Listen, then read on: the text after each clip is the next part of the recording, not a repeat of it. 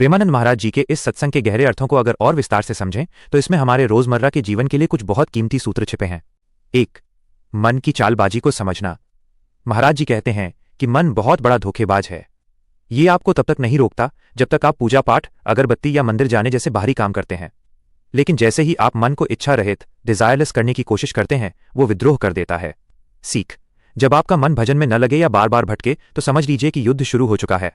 उस समय हार मानकर विषयों की तरफ भागना नहीं है, बल्कि डटे रहना है। 2. मंगल विधान पर अटूट विश्वास। महाराज जी ने अपनी किडनी खराब होने का उदाहरण दिया। उन्होंने कहा कि उस समय देखने में लगा कि ये अमंगल है, बुरा हुआ है, लेकिन बाद में समझ आया कि वो प्रभु का परम मंगल विधान था। अमृत वचन: हम अपनी बुद्धि से जिसे नुकसान समझते हैं वो अक्सर हमारी आध्यात्मिक उन्नति के लिए भगवान का दिया हुआ उपहार होता है। 3. बैलेंस का असली मतलब। अक्सर लोग पूछते हैं कि गृहस्थी और भक्ति में बैलेंस कैसे बनाएं। महाराज जी ने साफ कहा, मन कहता है ये खा लो, वहां घूम लो, ये भोग लो।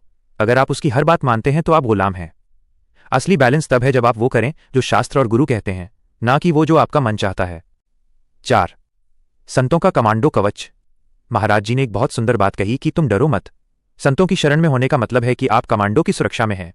जब कोई मुसीबत आती है तो संत अपनी छाती आगे कर देते हैं और भक्त को बचा लेते हैं। आपको बस उनकी आज्ञा माननी है। 5. इच्छाओं का समाधान, पूर्ति नहीं, अंत।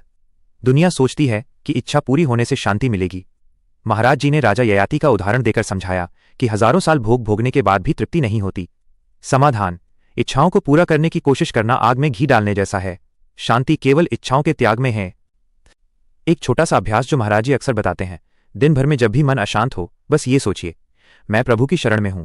जो हो रहा है वो उनकी मर्जी है और उनकी मर्जी कभी गलत नहीं हो सकती। क्या आप चाहते हैं कि मैं महाराज जी के किसी और विशेष विषय जैसे नाम जप की विधि या क्रोध पर नियंत्रण के बारे में विस्तार से बताऊं?